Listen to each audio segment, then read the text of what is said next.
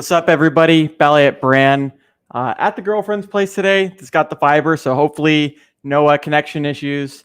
But also, so today I had to start the stream a couple hours early because we've got the Seattle workshop that's at 3 o'clock. It's in exactly 3 hours at the Marriott Hotel here in downtown Seattle. So wanted to go over some of the information that kind of happened this week. We've got the Pulse Chain network, that's the test network, right? That's finally launched, and it's going to be a good time. I've already used the network a little bit, and it's pretty cool. It's pretty fast, and it's exciting to see that, you know, a fork of Ethereum could happen so quickly, and that not only will it be, you know, out probably in a few months, but also that it's, you know, a faster version of Ethereum. It's already doing the 2.0, like the proof of stake that they want to do. So things like that. So give me just a second. Let me share this out now that I know that the connection here is stable. We'll do the intro, and then we'll kind of get into it for a little bit, maybe 45 minutes, something like that. And then I'll get ready for the meetup there. So let me get the Naga Bow thing queued up real quick. Be sure to hit that subscribe button. Be sure to like, be sure to share, be sure to comment. Yeah. Say hey. Say hey. Say hey. Say hey. Say hey.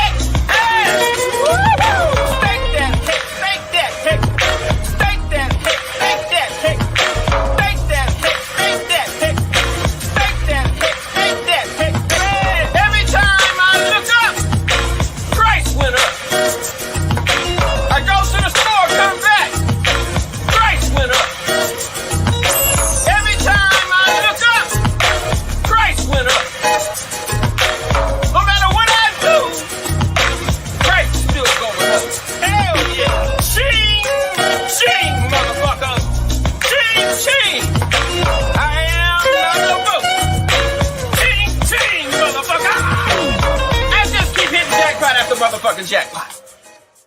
We still jackpot, bitch!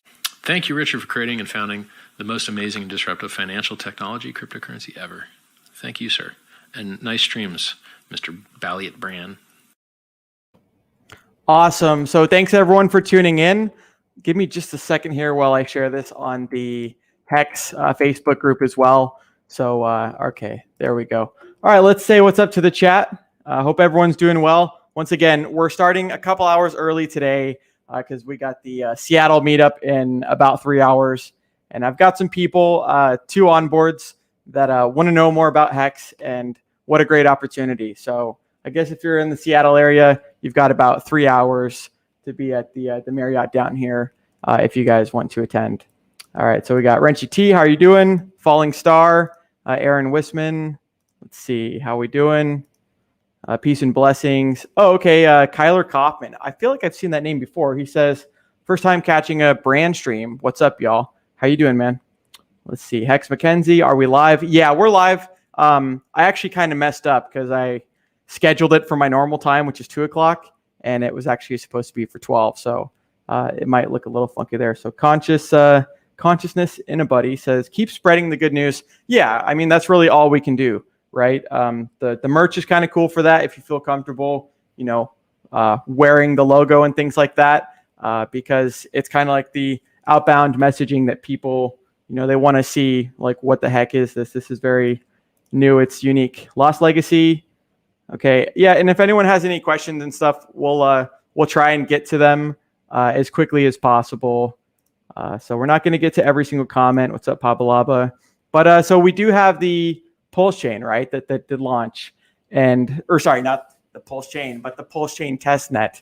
And it's not the actual fork itself, right? It's not the actual snapshot that a lot of people have been, you know, worried about. It's just the step before the snapshot and before the actual mainnet. But I'm happy that it's launched, because one thing that Richard doesn't do is he doesn't rush his time. If something needs to be fixed. We saw that with Hex. It had a 8-month delay from when he initially projected it. And we all know that software can be pretty complicated at times. So to have 100% uptime is pretty cool. Price went up. Yeah. I was asked to speak at the conference today for a few minutes. And last night I was like kind of debating like, well, what the hell am I going to talk about? But anyways, yeah, I will be speaking for a few minutes. So I'm kind of looking forward to that as well. Can actually present on a topic that I am passionate about and care about, and hopefully explain to the newer people there the power of crypto, not only Pulse Chain, Hex, and just the tech itself. Let's say what's up to Falling Star. Oh, we got D'Artagnan. I'll get to you in a second here. They say, we all talk about the snapshot, but if Hex will drop a minute after, why not keep value on USDC?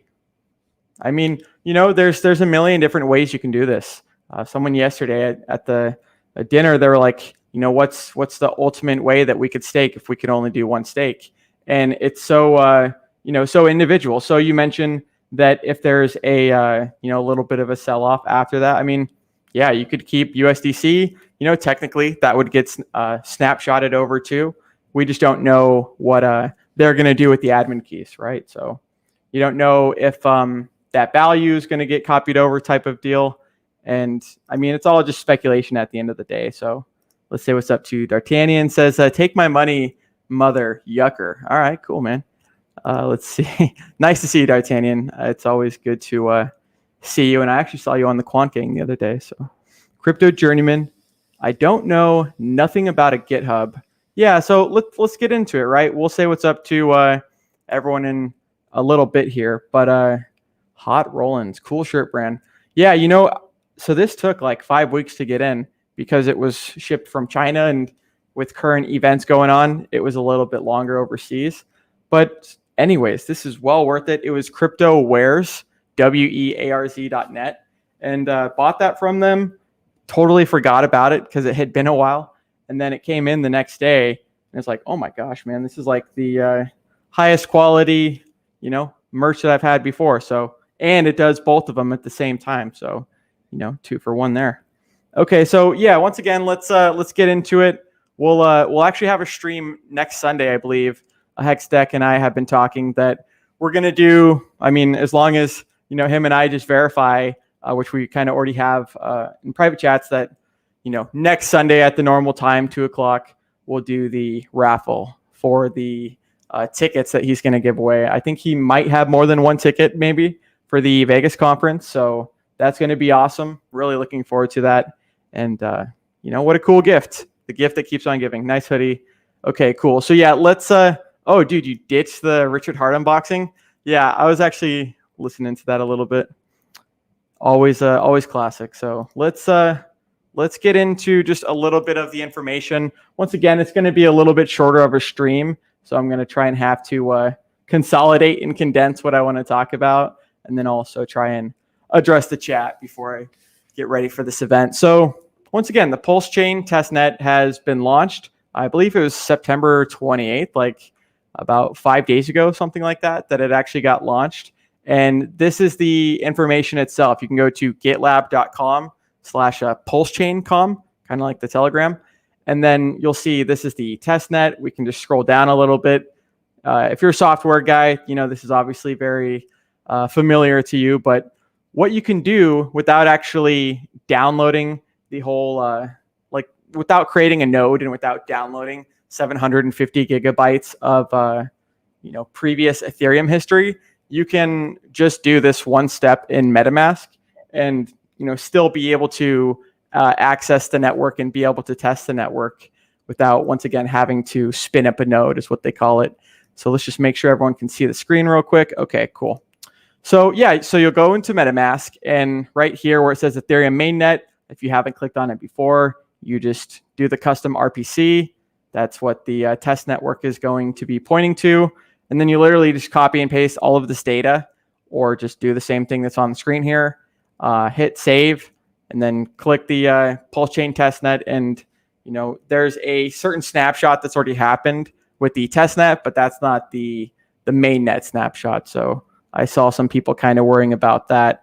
And then we'll just real briefly just scroll all the way down. So you can get the, it's called a faucet, right? It's like fake Pulse, but it allows people to spin up nodes, and it allows people to test transactions and transfer and stuff like this and things like that with the actual network itself. So you can do that here at the faucet. And then this is the thing that I was saying, the Pulse chain node.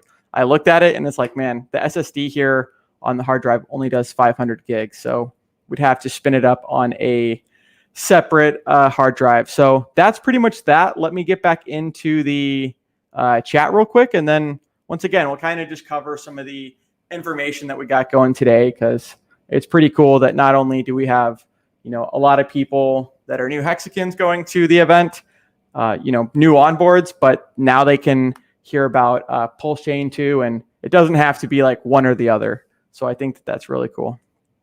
All right, let's get back to that. What I'll do is I'll put this in the description a little bit later, but at least for now, I'll just put it in the chat right there. So that's the link that I was just looking at. And then once again, we'll get to some of the chat and just kind of see how everyone's doing. What this means, right? It means that we're another step closer to the mainnet launch and to the world's largest airdrop that we've ever seen. So David Dawid says, can you stake or farm Pulsecoin? So you can stake it. It does delegated proof of stake, DPoS. And yeah, so you're delegating to the validators, and then they're earning, the fees, and then they do the, they delegate a certain amount of fees to, the people that are delegating to them type of deal. So it's definitely going to be a lot more different than, say, Hex, where you can like really time lock it. But it also serves its own purpose and its own function. So with it being 100% deflationary, that's going to be really exciting and really curious to see how this all plays out and how quick, almost like the bonding curve, how quick that ramped up, I guess this way. It'll be cool to see how, that 25% really ramps up, because the more people that use the network, which they're going to be incentivized to with all these free tokens and coins and NFTs, then the more it's just going to become, quickly more rare and more valuable. What's up, Papa Lava? Said London says, do we need to do the test, or is it optional? Yeah, you don't have to do it at all. I mean, honestly, you're not really missing anything. I mean, pretty much just what it is it's like a faster experience. Like if you're ever in on Hex very early on, or just Ethereum maybe like a year ago, you just recognize that the network itself wasn't as full because we didn't have all the NFT stuff, and it was just a lot quicker and cheaper of an experience. So it's really in my opinion, the importance of it is the people like, let's see, like, I don't know, Tornado.cash or Uniswap, things like this, like different front ends for their smart contracts. They still need to be built for that new network, because they only have the network, the actual front end built on, say, Ethereum or the other established networks. But with the testnet, it just allows them to kind of build that code early and just, make sure once that mainnet does launch that everyone can kind of have a smooth transition. That's ideal. So let's see. Devs want traffic on the network to see how it handles it. Yeah, I mean, I've heard of, a handful of people already kind of, being able to, like, the testnet is important because you want to be able to like break the network, or you want to be able to really test it to the absolute max. So if there's any problems or any hiccups, obviously you want to do it in the test network before, those things could happen in the mainnet. So it's kind of like a proven thing that you solidify that out and then you establish from there. Do you know if Ethereum will try to solve the fee issue? Yeah, they're trying to do it with Ethereum 2.0, but literally they've been talking about Ethereum 2.0 since 2017. And so I know Richard has had, I mentioned 8 months of delay with Hex from his initial projection, but Ethereum 2.0, like, they've already got the implementation able to actually roll it over, but they just haven't actually done it yet. So they, it's like in their roadmap, but so was the Bitcoin block size increase. And we saw that they, pulled away from that. So they say, otherwise, I expect EHEX to lag far behind PHEX.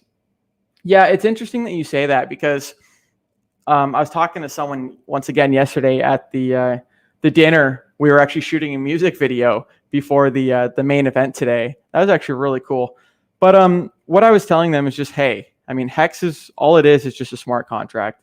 The only thing that Pulse Chain is changing is the substrate that it's currently on. So right now we've got it on the Ethereum network. Richard had mentioned that, hey, he doesn't want to fork the ETH network, but if it ever got too bad or ever got too slow or just whatever reason, he would do so. And so it's just going to be a better, faster, cheaper network. But I don't know. It'll be interesting to see kind of like what the market prices that in at, because I know that there's a lot of big people on just the Hex network right now that can afford the fees and things like this. But definitely that Pulse Chain network, I mean, I think we're going to see the share rate, because it keeps going up the more that people end stake and actually interact with the staking. I think it's going to go up significantly higher probably than EHEX. So, and if there is arbitrage opportunities, I mean, the people that can afford the fees, even if the stakes are $1,500 to end them, which sometimes they are at the absolute highest with, a lot of days staked, they can still justify it because, say it's 10% cheaper on EHEX versus Hex, they're still getting that 40% APY, things like that. So they can justify that. So you're right. It'll be interesting to see. What's up, Staked Wealth? Says people are expecting mainnet to release, to only release in December. Yeah, I pushed back my initial target to like by the end of the year. I would hope and probably expect to see that happen. So obviously there's things that can kind of happen along the way, but I mean today's October 3rd. I think they've got plenty of time to be able to test for what they need. Nathan, welcome. Says, were you able to see your stakes copied on the testnet? Not when I did it, because like I was mentioning, it wasn't the actual snapshot itself. It was like a snapshot from like 2 weeks ago, just as a test.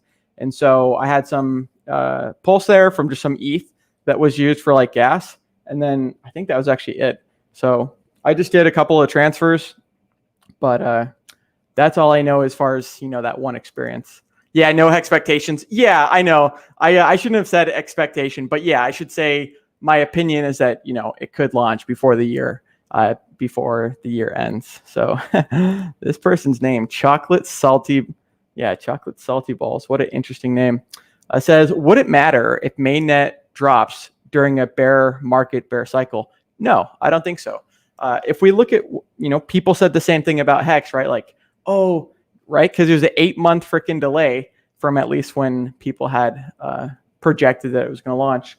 But then people were like, kind of coming up with like their own theories to support whatever narrative. Like, oh, Richard's waiting for a bull market before he launches it. And anyways, Hex launched at the bottom of the bear market.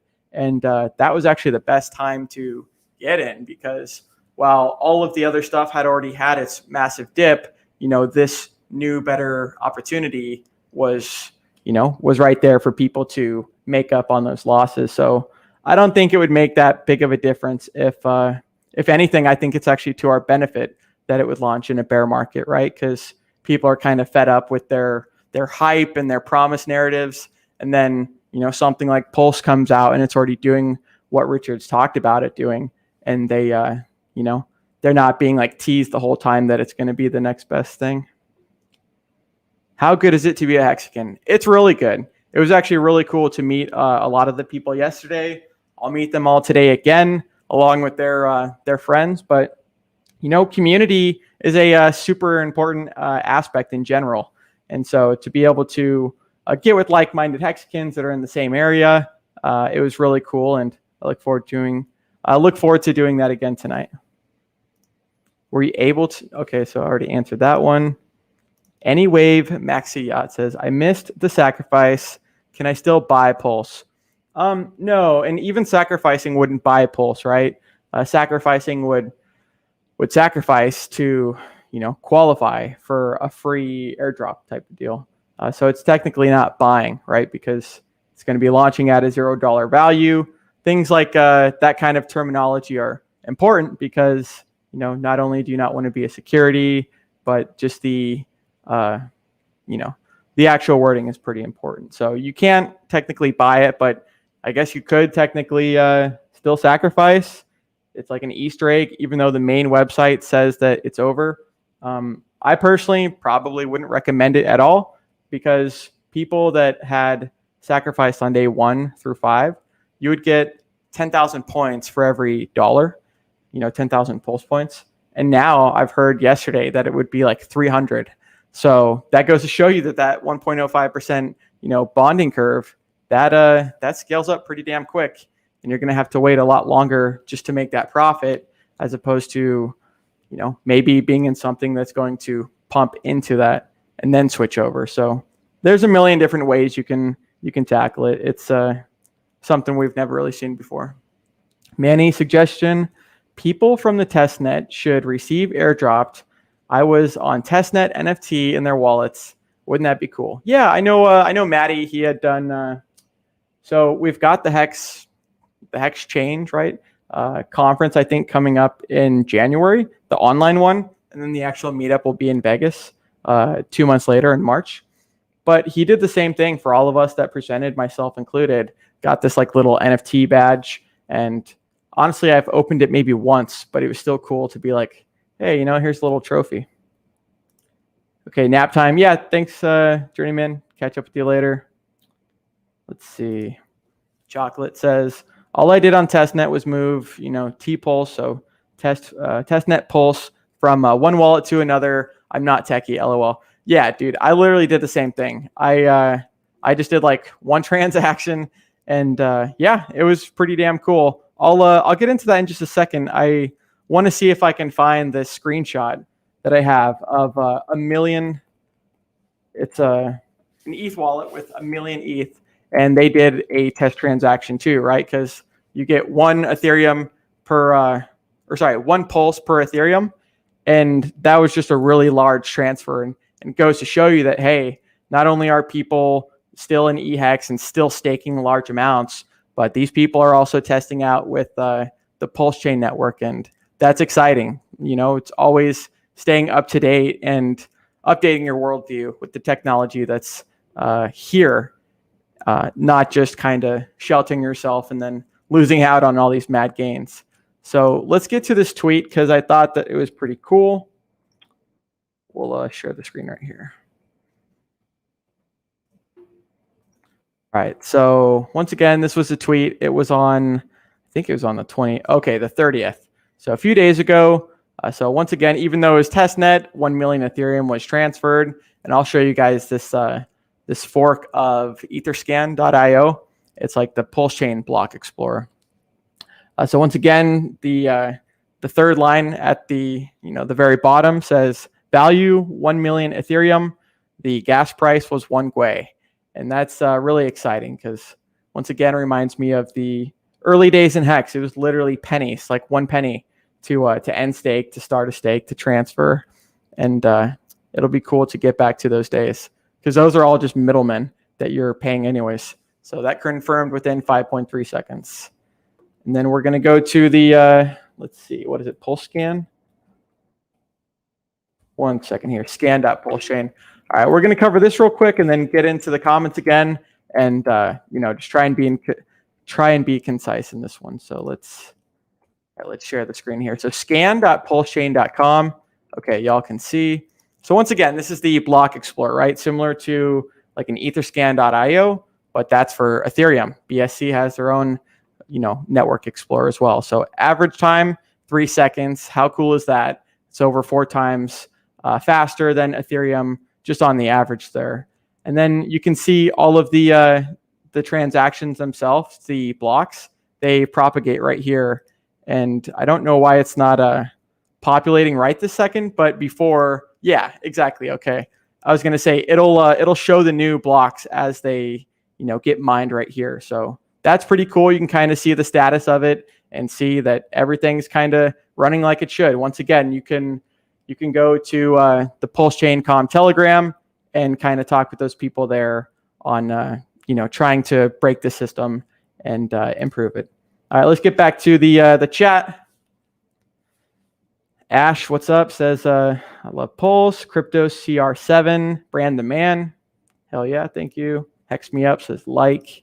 Jack XY says Hex Deck 16. I did, but doubt that he would respond to a random message from me. If you're talking about Richard, hey, thanks. Yeah, the girlfriend kind of likes it. And I've always experimented with the hair anyways, but yeah, kind of just growing it out for now. So appreciate that. So yeah, to this person, if it is Richard that you were talking about, like honestly, I have the same problem too. Like I had like over 60 unread messages the other day that just, accumulated from all these different social medias. And Richard mentioned he had like 1,600. So he mentioned it's almost like a lottery ticket, being able to get a response in those DMs anymore. What's up, Brandon? Hey, Dozy, how are you doing? You should have him reach out to Balliet Brand. I'll have to scroll up and see what it's about, but yeah, please do. I mean, look at the scroller banner at the bottom. Do reach out to me on Telegram if you are going to direct message me, because Twitter has a message request and Instagram, same thing. Like I've got to manually accept the person's request, and sometimes it just like doesn't even show up in notifications. So, similar to Richard, sometimes it can be a couple days before I get back, but I do try and respond to everyone eventually, right? So Taserface says it would be nice to see Hex earning rewards on your Visa or MasterCard in the future. Yeah, I know what you're talking about. The cool thing about the programmed money and the digital currency is the dollar and the Visa network and all that stuff. Sure, it's what we're using today, but just because it's today's paradigm and things like that doesn't mean that the newer technology and the things like that you mentioned, it doesn't mean that those can't be implemented in the future, or maybe people are just using it and they have no idea that they're even using it, type of deal. DJ Pollywood says, Pulse sacrifice is expensive if you sacrifice now, because you're not technically buying anything. If you buy now, day one, you got 10K per $1. Now 300 per $1. Think about it. Yeah, it's definitely not worth it. I mean, if anything, there was a video I didn't upload, but it was about this testnet. And because I was debating on just streaming about it today, so I didn't upload it. But the point is, I don't know, maybe if you wanted to have like $20 or $30 or something like that, like a very small amount, if you hadn't sacrificed, just to like be a part of the like that sacrifice set. Richard did kind of not allude, but he had mentioned that people in the future might be able to airdrop other stuff to it as well. Once again, no expectations, things like that, but it wouldn't be a bad idea to just have like a very small portion in that if you hadn't sacrificed yet, because we saw with Uniswap, I had a coworker, I had given him Hex, he hadn't bought anything. I gave him like $25 worth of Hex, a little bit of Ethereum to transfer it on ethex.com. And like the $5 transaction allowed him to qualify for the Uniswap airdrop. And that was like $1,200 at the time. Now it's like $20,000. So you never know what you can kind of qualify for. So I do want to say shout out to someone in the Pulse Chain Com Telegram that actually came up with that idea, because that was the first time I had heard of it. And, makes sense to have a very, very small amount if, maybe you didn't anyway. So Cause D does a $20 super chat. Shout out to you, man. Appreciate you. And we do also have like a couple other people live, right? Looks like Funding Gym, Gary gifting you Hex. And then I guess Crypto Sparbu, they have like a little, some sort of thing with the sticker guy. So that was pretty cool to see Richard spending a lot of time answering those questions. That's shooting to this moon. This person says, do you have to pay tax from gains from Pulse received through sacrifice? So yeah, I don't like talking about taxes because I'm definitely not a financial advisor. And even the reason why I didn't talk about crypto in the first place was because there's just a lot of misinformation and things like that out there. But generally, like the way that it works is if you're getting airdropped something that already has value, then they're going to usually kind of, get you right there at the value that it started off, or it's going to generate kind of like a taxable event. The thing that Richard's talked about with Pulse Chain is that even though everyone's going to get their copies over to the other network, the network itself is going to be live before anyone else can trade. So there's going to be a automated market maker, like a fixer bot, that kind of like adjusts the different liquidity and things like this. And no one's going to be able to trade at that moment. The value is still going to be like zero before that happens. And that's kind of, future proofing a taxable event for when you sell. So anyways, once again, I don't really like to answer those questions a whole bunch, just because, I'm still new here as well. And other people are just better about that. So Andrea Heinz, not sure if this has been asked already. Please ask it if it has already. It says, but what do you predict the price will do when Pulse launches? I wish you would specify which price, because I'm just guessing Pulse. Here's what I'll say is that Bitcoin's done 6.5 million X. Ethereum, so far it's done 15,000 X from its launch. Hex has already done its 10,000 X, but you can't really predict what a newer, better, more positive game theory crypto is going to do from what like the past has. All you can kind of see is, okay, Bitcoin's done this, Ethereum's done that, Hex has done this. Why can't Pulse Chain have the same gains that Hex has had, or at least the 10,000 X in under 2.5 years would just be my prediction and my guess. Richard had talked about that as well. So it'll all be on, kind of how the network participates and just seeing everything as it plays out. Taserface, the Pulse/Hex hoodie is too nice. I need one. Yeah, I'll tell you what, it's worth the wait. And the other thing is too, is, once I got this, maybe like a week ago, so I probably got like 4 more weeks before it comes in. But anyways, I ordered some other stuff. So I ordered like a bomber jacket that's like the, it's like a different color Hex logo and different design than this. And then I think I got like a Pulse Chain hat too. So all I got is this Vegas one from Las Vegas 2021. Shout out to Casey for that. And then the Hex Toys hat. So it'll be cool to have a Pulse Chain one too. Anthony Scott, let's get to some water. So he says, back to the person, 300 pulse per dollar comment. Why would you say not to sacrifice no matter what the bonding curve is? Are you going to tell people not to buy after launch? Come on, now load up. Here's the thing. I ain't telling anybody to do anything. The only thing I ever do here is just give my opinions on what I'm doing or what I would do in other people's situations. So don't know if that was at me or not. Anyone can do whatever the hell they want. If you want to, get 300 Pulse tokens instead of 10,000 relative to the sacrifice date, that's going to continue getting worse. Do whatever you want. This is just all information at the end of the day. Thanks, Jerry. So, Bran, did you get any Hex fluxes yet? Car, watch, person? The only Hex flex I've done was just retiring at 24. And it was pretty cool that when I did my job interview, they said, like, where do you see yourself in 5 years? And that was 2017, March, when I had gotten hired, when I'd gotten in crypto. And I told them retired, and they're like, and I was like, this is a shot in the dark, but I noticed the gains and what it was capable of. And anyway, so that was pretty cool that it came to fruition.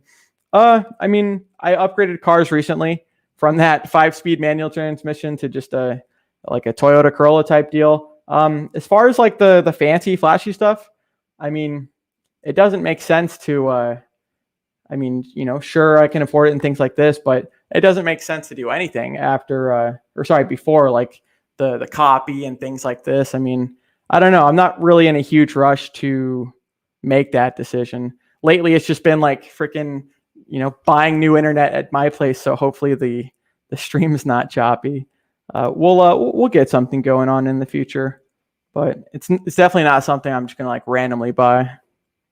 Tommy English, do we know what will be used to buy Pulse coin with? will I be able to buy it with Ethereum Hex? Thank you. Great show. So there's actually the pulsechain.com website that I was reading in the other video that I never posted that kind of talks about what could happen as far as what you mentioned. So there's going to be a bridge, right? And that's pretty much just bridging one network to another network type of deal. So you will be able to, whenever the bridge comes out, it sounds like it'll be soon after the network is launched and you can actually trade. But you'll be able to bridge over at least like Ethereum into Pulse Chain. And then Richard had mentioned, at least on the website, that maybe there could be other things as well, like other ERC20s that would qualify for the bridge. So this is what I'm talking about. Once again, we're just going to scroll all the way down. I'm not going to read all of it, but we can kind of just point you towards the right direction. So the bridging, right? So you can pretty much bridge the Ethereum on the Pulse network. That's great because then they can kind of share almost like the liquidity, get back into ERC20s if you want to do that. So ETH on Pulse chain, Pulse on Ethereum, we know that. And then it was saying there's going to be ePulse, and then there may be right here. So there may be Ethereum Pulse trading pairs on other smart contract enabled chains.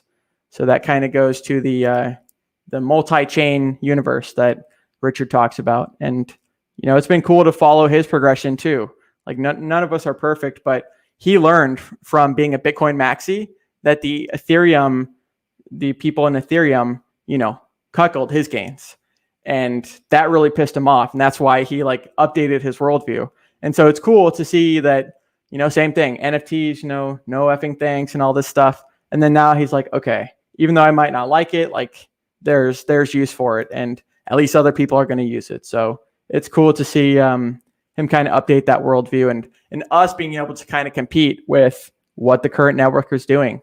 Because once again, if you're a Bitcoin maxi and you're just in your own little echo chamber and bubble, there's so much other stuff going on outside of that bubble that you're literally just, you're staying in the old age as the new age is, doing all these different advancements.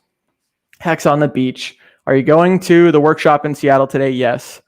Yeah, I made a video yesterday alluding to that today was going to have a 2-hour earlier stream than normal because of that. So, because normally I stream at 2:00 and the meeting is at 3, and that's definitely not enough time for me to at least talk enough and then also get ready. So I'll be there. I got 2 people that are coming as well. I've invited some other people, but none of them ever responded back. So I'm looking forward to it. I most likely will be speaking for a few minutes, and I was a little hesitant at last night to be like, what the hell am I going to talk about?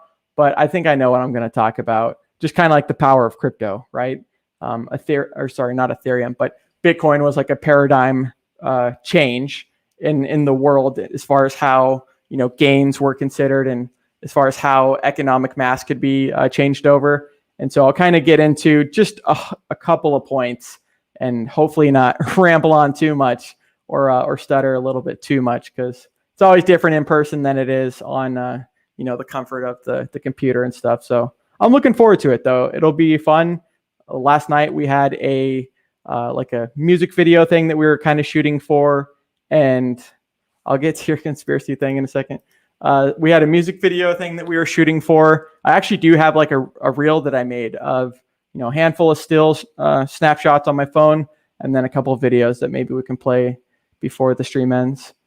So nice. Hope I can meet you in person. Yeah, totally. I mean, I'm gonna be wearing this and probably not shorts because it's actually kind of cold outside. I'll be there. Cool. I'll see you there as well. Bran, what is your perspective on conspiracy theories?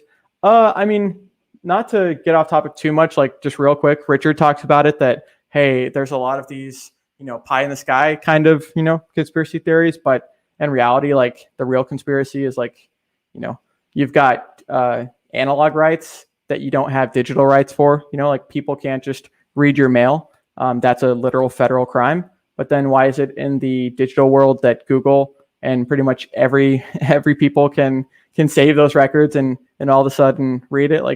Just because you're switching over to one digital space. Now it's forfeiting the rights. I mean, there's a million different things that I could go into that I'm not going to, because it's not really what this channel is about. That's why I always try to like stray away from politics and stuff like that. Sometimes I'll, say one thing here and there, but you immediately just alienate your audience. So Jack XY, so good to watch you with more than 144p. You're prettier than I thought. Bang, bang. Thanks. So yeah, that was because the internet at my house. So this is the girlfriend's place. It's got fiber dedicated. I'm at like 500 megabits on wireless up and down. But so I upgraded the internet with Xfinity at my place, and I'm hoping that kind of helps. So we doubled the megabits, and then got this new router that replaced the old one. So that's good as well. And it's got like 8 antennas, so it's kind of like the the top of the router. So before I left here, it had like a 300 megabit connection on the hardwire. I'm hoping that I don't have that issue again either, because not only is that not cool for you guys, but same thing for the person streaming. So hope that never happens again.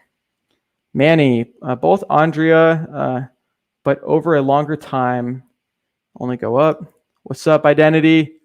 Yeah, this is true. He says, let's see. You told your future boss, go screw himself on day one. Yeah, I mean, yeah, pretty much. There was like my boss, his boss, and then that guy's boss. And, just being real with them. Nathan Espinoza, is there any information out there regarding using the Hex and Pulse logo to start an online shop? Yeah, there is. So what is it called? Not fair use, but anyways, yeah, you can look at it. Richard's got the logo. I mean, technically it's copyrighted and stuff like this, and he's mentioned it before that you can't just have a license and a copyright like that and then not defend against it and just say that people can use it, because then it's like, why would you have that? So long story short, I mean, this is the undoctored Hex logo and then Pulse. There's a lot of people that have done it already, and yeah, technically it's not something people should be doing, but people are doing it anyways. Richard's not going after it. You'd kind of have to look into more of that yourself. Don't want to get into too much of that here, but I know at the beginning I was printing my own shirts and I wasn't selling it, but just wanted some sort of merch. So now we got a million different places for merch.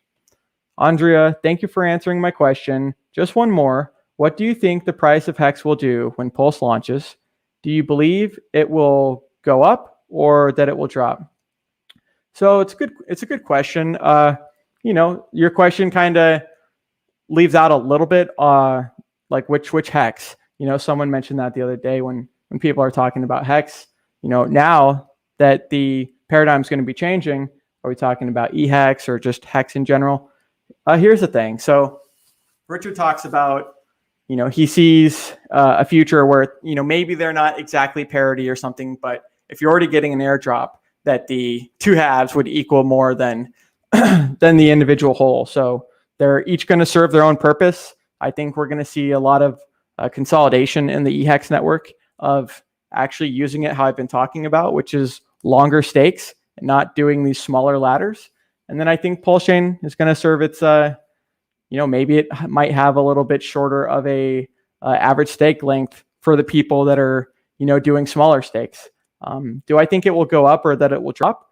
I mean, sometimes in crypto, a lot of times there's like buy the rumor, sell the news. We can actually take a quick glance at the Hex price to kind of tell you why that happens, and but also to explain and show you that it's also like a brief moment in history, right? People say like, "Oh my God, I bought the top," but how relative is that if you make a new all-time high 2 weeks later? So it's all kind of relative to the time, what kind of asset you're working with. But this is what I was referring to.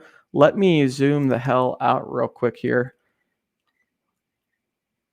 Yeah, stick to Gerardo, Jenkins, Wales, Crypto Bobcat, whoever else for the actual TA and stuff like this. This is just general trends. So when you mentioned buy the rumor, sell the news, or do I think there will be a dump? I'm not going to directly answer that right this second, but I can kind of like tell you what's happened in the past. So this was like the main event in Hex for its initial launch. Had a 351-day launch phase, and it was mimicked almost after the EOS, the largest ICO at the time. I think it was like 4 billion. So anyways, at day 351, which was November 19th, there was this thing called the Big Payday.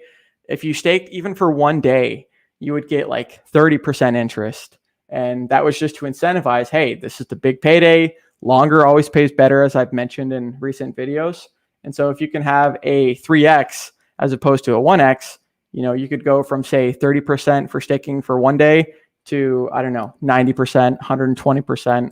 But what we saw here, and I know someone specifically that, was a Richard Hart hater and just wasn't really doing his own research, that sold this freaking wick. Literally sold, it was actually like 30 cents. I've said 20, but I go back. It was actually 30. Anyways, he sold 30% of a penny. We saw it wick all the way down. These are just incremental days. So this was kind of like the main buy the rumor, sell the news event. And then right here, there was kind of like an off by one error. So November 19th, but when does that actually credit the coins? So we saw this candle was, you can see right there, that candle's measuring the time, negative 28.61%. So quite the dipperoo there. But guess what? Let's also do the other thing. So that's just this moment in time, right? That's just this person's and these people's current paradigm. Is all they see is this. They see this dump. They see this God whale pump. And now, the chart's looking right here. Someone might think, oh my gosh, it could go all the way down here or to here or back to even the previous low. But then we're just going to go back over to the future. You can kind of see it's been generally following this, this channel, and then, consolidates, builds up. And then just as I was saying, and Gerardo has just said recently too, once again, this is almost like a giant, you see the Bitcoin, the 6.5 million X, doesn't just go straight up, doesn't go straight down. It happens in, increments. So we saw that we almost broke out right here. Didn't happen, but, the momentum was very bullish. We consolidated, and we consolidated rather bullishly, right? In a upwards trend as opposed to just side chopping. And now we're doing the same thing, except at a, steeper angle. So, it looks like we're not too freaking far away from, we're already really close to where this was. But once we do touch this or get close again, I think it'll be the breakout time. So that's all I got for that part. Let me go back to the chat and just try and maximize the rest of it. So good to see you, Identity, Inviting Freedom. I saw you with Hex, Machina, and the other guy as well. So let's get back to the questions. Mixed says, stay tuned for Richard Hart on launch date. It's for your protection, as if entities knew they could plan, influence it. Josh, who will provide liquidity for Hex and Pulse when Pulse Chain is launched? Well, nobody knows that answer, and nobody knows who supplied the liquidity at the beginning of Hex, right? For Uniswap, when that came out 2 weeks after Hex was launched. There's always, for anything like that, for a full cycle to completely function, you need to incentivize people. So Hex incentivizes people to lock out longer and delay their gratification. People with liquidity providing can also be incentivized as well.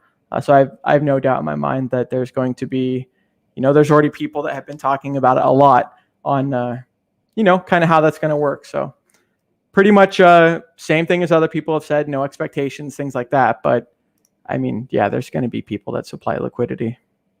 Hex me up. Do you use Staker.app? Yeah, I use Staker.app every day. The thing that I don't do anymore is, Hex was designed and, similar to Hex on Pulse Chain when it comes out, but it was designed to stop trading, right? And it was designed to give you your time back. And it's amazing, right? It's an absolutely fantastic product. But I notice sometimes with things like Staker.app is, man, sometimes that can be really addicting, right? You're constantly, especially when you're making new all-time highs, but you go to Staker.app and refresh, and what's my net worth at today? So that can almost be like an addiction type of deal. And I've been there before too. But the point is like, it's cool that it's going up, but can you sell all of that right now and realize all that right now? No. So it's kind of just, I don't know, maybe not the best thing to be, spiking your endorphins over. Hex Ranger, does 11 T shares equal a turtle? I think it does. Yeah, I think it's like 1,100 T shares for a dolphin. I think it's like 100 to 110 for a squid. And then, like you mentioned, for a turtle. I believe that's what it is. Hex Monkey, do you know if Staker.app will upgrade once Pulse will launch? Yeah. So that's what this testnet is for. The testnet is to allow people time that currently have their setup on Ethereum. It allows them some time to have everything ready for when that network, the main net does launch. Because what good is the main net if you got a whole bunch of people that are still, 30 days, 45 days out to actually build what their users need. So you don't want that kind of like hectic opportunity. That's why, everyone knows that testnet's out right now. People, like Richard had mentioned, there's he had specifically mentioned like the tornado.cash. So everything that's working on Ethereum that's like smart contracts, those can all, they will get copied over, but now they just need to write a little bit different code for that function to work with the Pulse network. So, and Hex is going to have the same thing. Richard's talked about that, just like on go.hex.com, or same thing with Staker.app, you've got Hex, the current paradigm right now, which is on Ethereum.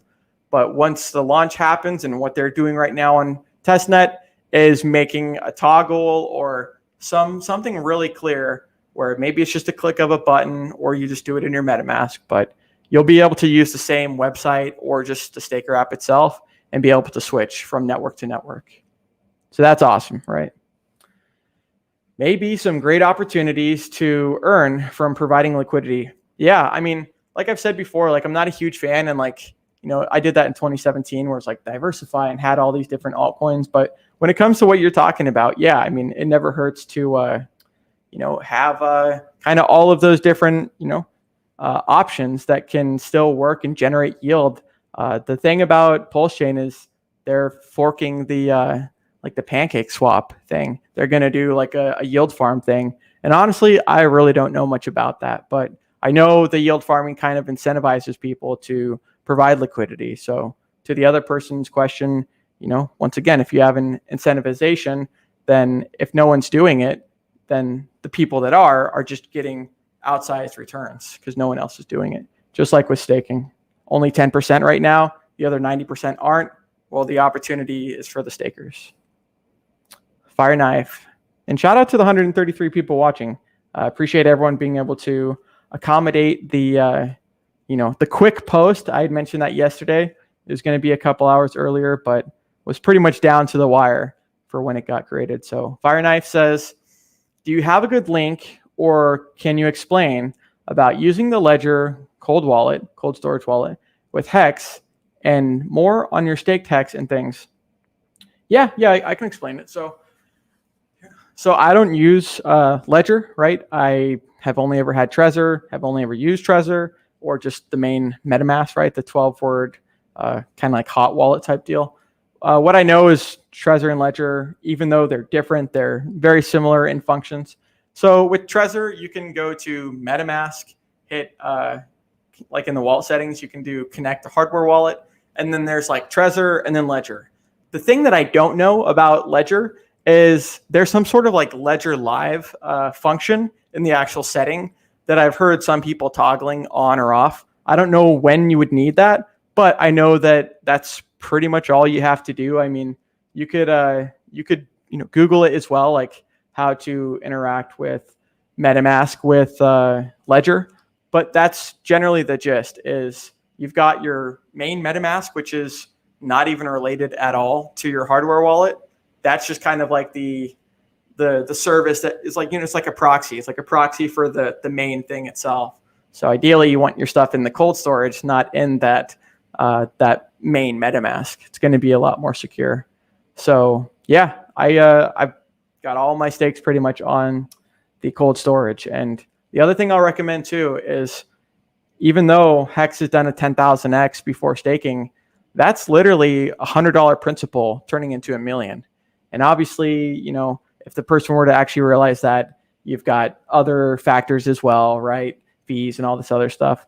But anyways, the point is treat your money today and whatever you're investing in today, no matter how big or small you think it is, treat that like it is the $1 million, the $10 million, because you'll really be surprised how quick that can happen from just even $100, not necessarily a small amount, but even from something like 100, how quick that can turn into $1 million. I mean, we literally saw in under 2 years that was the opportunity for those people that had the very bottom.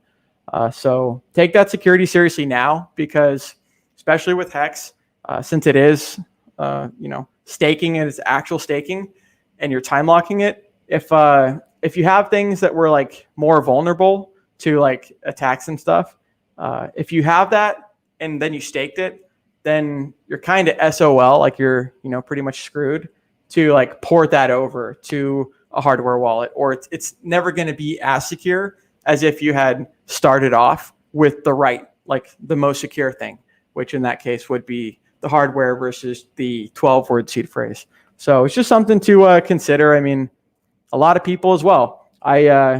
These 2 people that I onboarded for Christmas said, "Hey, here's your little gift," and it's cool to see their returns. But literally on the paper that I gave them, the legal pad, I said, "Do not ever share this with anyone." It was the seed phrase, right? The 12 words.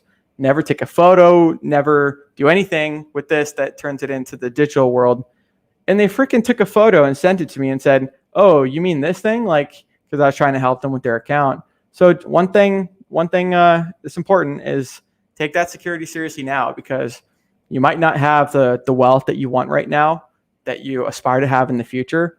But I'll tell you, if your security is not taken seriously, I've had a handful of people message me that, "Oh my God, my wallet went from $200,000 dollars or Hex to like zero because I got socially engineered, or I had some sort of compromising situation with my seed phrase."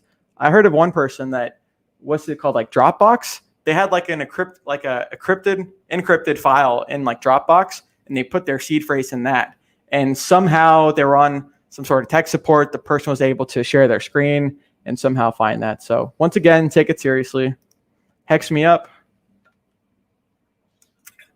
Says, where do you get the information to switch from Ethereum network to Pulse on MetaMask? Yeah, so I will post it in the description for later. Obviously, that doesn't help you now. Let me get back to it because I was covering it earlier. Let's see, GitLab. I'll put it in the link right now. We're gonna just do a little share right there. So it's in the chat right there. And since, even though I covered it, we'll go like real quick, just real briefly. Richard does it with people with the same question, as well, which I think is important. Once again, we need the redundancy for people to understand everything. But yeah, gitlab.com/pulsechain.com, and this is where you go. So that's the testnet.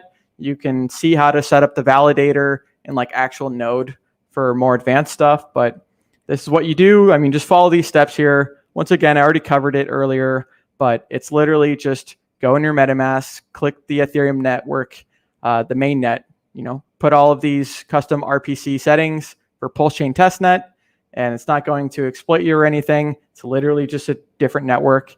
So it's not like it's compromised or anything, or like they can have that opportunity. And then you'll be able to either have some Pulse in your wallet now, or you can go to this little faucet and get some, fake testnet Pulse tokens and be able to interact there. And then the other thing was the block explorer, which was scan.pulsechain.com. Once again, I'm not going to spend much more time on this, maybe 10 more seconds. So scan.pulsechain.com, that's where you can verify the transactions, all of that stuff. And that's all I got for that one, since we already went over that a little bit more in depth earlier. Hey, what's up, man? So I'm 24 now. I'm turning 25 in 21 days. So October 24th. There's a lot of October birthdays. I know, Alan had mentioned, since he mentioned it, his was on the 1st, and that was actually the first day that they were here in Seattle. So that was cool. Happy late birthday to him. Someone else had his, Barry, Rainmaker. And then Richard's got his birthday in October as well. So that's cool. Before mine. And then, mine's on the 24th. So, yep. Yeah, Scorpio. It's like Cancer Ascendant, Scorpio Rising, something like that. So you were 15 in that video. Yeah. And that was after. So I was talking to someone yesterday when I got into crypto, debated on like doing videos on it. I wasn't too compelled because there was just too much going on. It was literally the boom of the ICO. But then when Hex came out, it was like, okay, I've always been passionate about crypto, but this is the thing that's like not going to screw over everyone else, like all of the other stuff I was watching.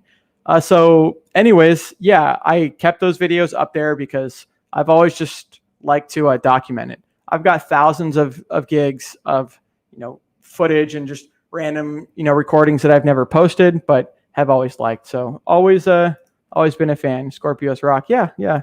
I get along with everyone. Let's see. Birthday is the 6th of October. Oh, cool. Well, happy early birthday. What's up, Jay? Hey, that's cool, man. October 26th. Nice. That's the day after my uncle's. Nathan Espinoza.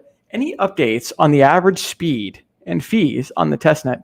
So let's actually look at the average. Let's see. What is it? The Etherscan gas tracker. So I know the test transaction that I did was 1 GWI. This Ethereum network is got an average of 78 for just a Ethereum transfer. Let's see, what would it be? $5.69 for the Ethereum for that 88 GWI on average. The Pulse Chain network, you can see that it was 1 GWI on average, and it's a lot cheaper than the networks that are currently out. Hey, what's up, Huddle Dog? Yeah, thanks for sending that. Scan.pulsechain.com. I didn't send that one, so good on you for doing that. That was cool, man, to see you and Richard. I mean, once again, you see people, people just see me like sitting down or on my exercise ball at my house when I'm streaming. And, in person, it's a lot different. But, man, Corey's tall. Let's see who else. David Feeder, I guess he's like 6'3", but then Huddle Dog, dude, that guy's a giant, man. It was cool to see, so many of the photos, right, with people, hugging Richard and just taking photos with him. So thought that was cool. There's a classic one with Huddle Dog and Richard. So that's pretty cool. He already posted it, Brian, GitLab. Cool. Thank you. Thanks for doing that. Appreciate the chat helping out the other people. No, definitely don't feel that way. It's all good. Poner guys, damn, October 25th here. Nice. Yeah, that's my uncle's birthday as well. John Mosu, love you guys. Yeah, love you too, man. I mean, when I first started streaming, I messaged Hexologist. I was like, hey, man, I want to start streaming. You kind of inspired me. So did RG3. When I was joining, right, I kind of like partially streamed by like joining their channel first on the FN Hangout. And then I was like, okay, I want to do my own. But I saw it go from like 1 or 2 people maybe at most for like the concurrent viewers to now. I mean, we've had times where it's like over 300 people. Right now it's 138. So it goes to show you that like consistency can really work well. And just as Richard says with delaying gratification, anything that's like worth achieving, right? Whether it's being like mentally healthy, physically healthy, or just whatever, you're working towards a goal. It's always something that takes time to work at. Doesn't just happen overnight. Same, man. The Huddle Dog puts a smile on my face. Smile on one's face. Yeah, dude, the guy, not only is like the accent cool and whatnot, but just a very friendly guy, you can tell. And it's cool to see how many people we got in this community, man, because the people that I was talking to yesterday, they actually came from dollar cost crypto, and Charlie, Cultivate Crypto. They came from their course, the crypto mindset course. Even though I've never done it, things like that, I know a handful of people that have. And the point is they had said like, man, we had never heard about Hex until Charlie and Miguel had mentioned it. Why is that? and it's because of all the gatekeeping that's going on. But how impressive is it that we're top 3 market cap and top performing asset in the world of 2020 and 2021 with all of this gatekeeping? Goes to show you, like, as people gatekeep or start to gatekeep and continue, like Hexagon's unaffected. We just route around and build something better. So that's pretty cool. Hex Monkey says, hackers hacking the Hex staking code. Is that realistic or is it not? Thanks to blockchain. It's not, right? It's not. Someone could literally put a gun to Richard's head, the government, anyone, and say, change this network, turn this off. He wouldn't be able to do anything, because the reason is, not only is it a smart contract, so you've got parameters that are programmed into it before the launch, so it's just if this happens, then that happens type of deal. So anyways, it's got these parameters and programs functioned into it, but then it's locked. The actual admin key that you see on stable coins, or that you see on other DeFi things, that admin key is like an oracle, right? It allows them to go back and kind of manipulate things to be able to, it's like the admin right on your computer. So the point is no, it's pretty much hacker proof, right? We've seen 100% uptime, and with that actually having no counterparty, things like that, it's all audited to prove that, hey, this isn't just Richard claiming that this is how it works, but we've got, professional auditing companies that can verify that that code says the same thing as well. What's the game theory for Pulse? Well, what's the game theory for Ethereum? You can literally build smart contracts. You can do all this NFT stuff that people are interested in as well. But the game theory is, we saw what Binance Smart Chain has done, and they kind of proved as like the first mover advantage that, hey, you can fork Ethereum virtual machine. You can have a fork of Ethereum and have it be successful, because everyone's tired of these, expensive fees and the network being clogged. So the game theory for Pulse Chain is, it's not to be like a direct competitor or things like that to Ethereum per se. What it's going to do is alleviate some of the pressure that Ethereum is currently doing in its own system. I mentioned the NFTs, right? OpenSea. If you go to the Ethereum, the etherscan.io/gas tracker, you can see like OpenSea has like 28%, something like that, dominance of the actual transactions. And those are all just NFTs. So what it's going to do is, it's going to be faster, cheaper. It's going to beat Ethereum 2.0 to what they've wanted to do and what they've been talking about doing for the past 4 years. They've been talking about it since 2017. It's going to be more secure. Once again, delegated proof of stake. So it's going to be doing a lot of things. And to alleviate the network will allow people to, hey, get your NFT stuff, use it over here, or at least, consolidate some of those transactions for the specific networks. And then, faster block times.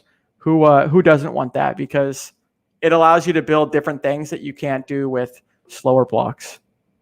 Game theory for Pulse is amazing. Yeah, there's just so much. Honestly, I talk a lot about Hex and stuff, but Pulse Chain, that's going to be really exciting. And it's really cool to be on the ground floor of both projects. Or the product and project.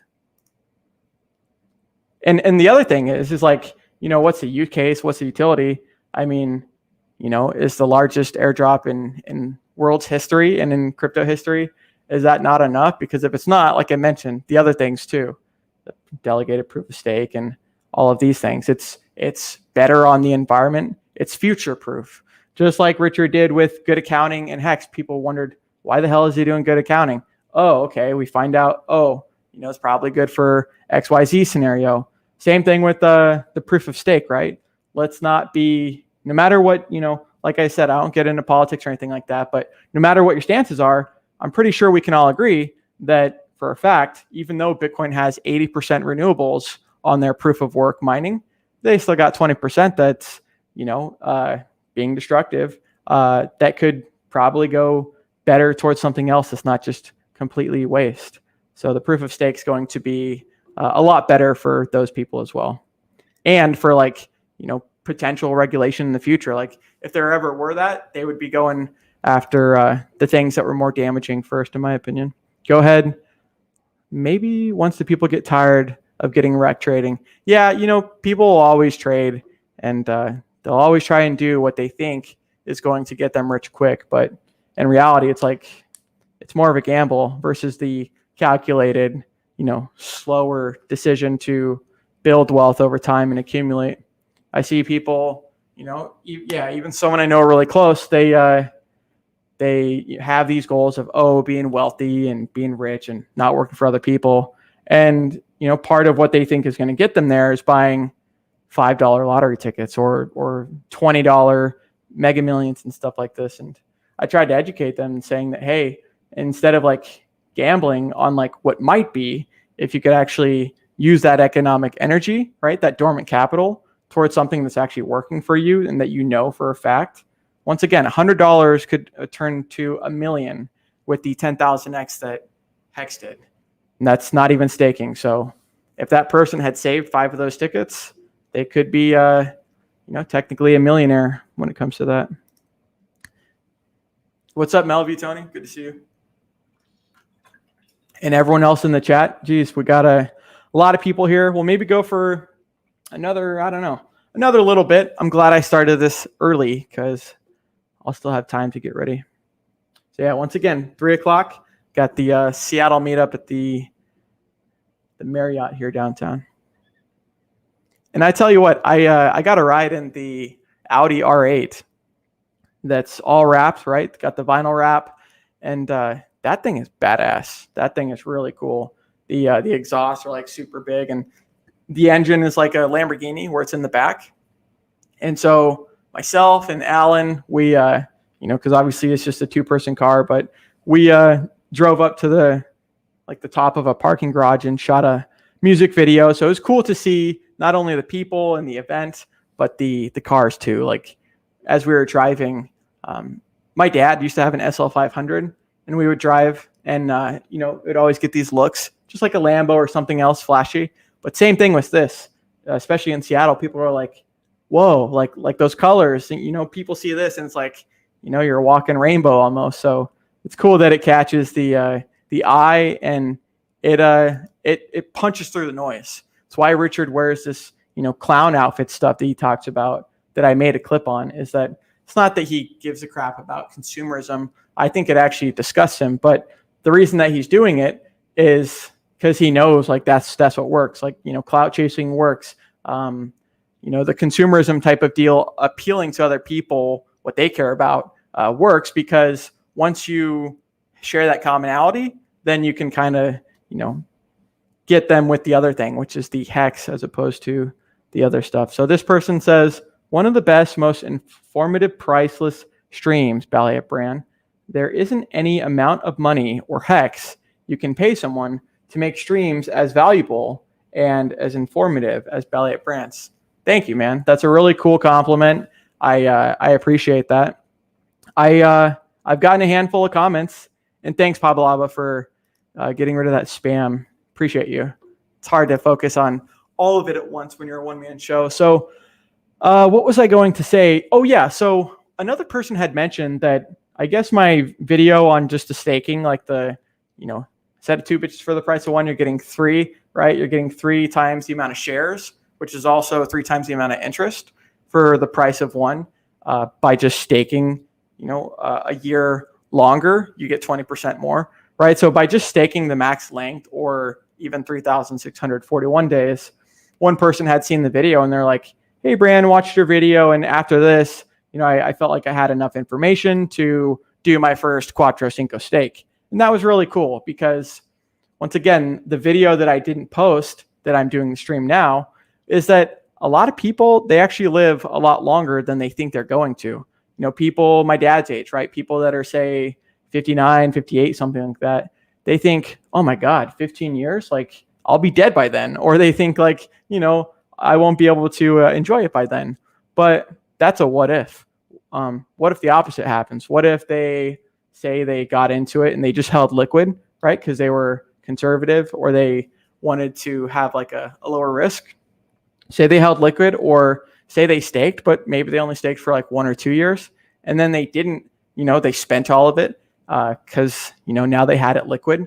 Like staking can save you from yourself, but then say 15 years down the road, when they thought they were going to be useless for that, say now they're like poor again, and now they're like working at Walmart signing receipts because they didn't think that they would make it to that time.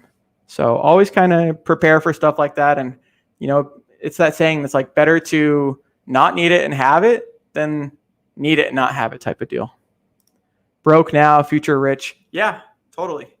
Definitely agree. I mean, Richard talks about it all the time. I mean, it's easy for a billionaire, multi-billionaire, and mega successful person that's never really splurged like that to be able to buy all these watches and stuff like that. But and a lot of the other people too. I mean, hey, people have become multi-millionaires in the past couple of years, and so you can't really blame them to splurge every now and then, here and there.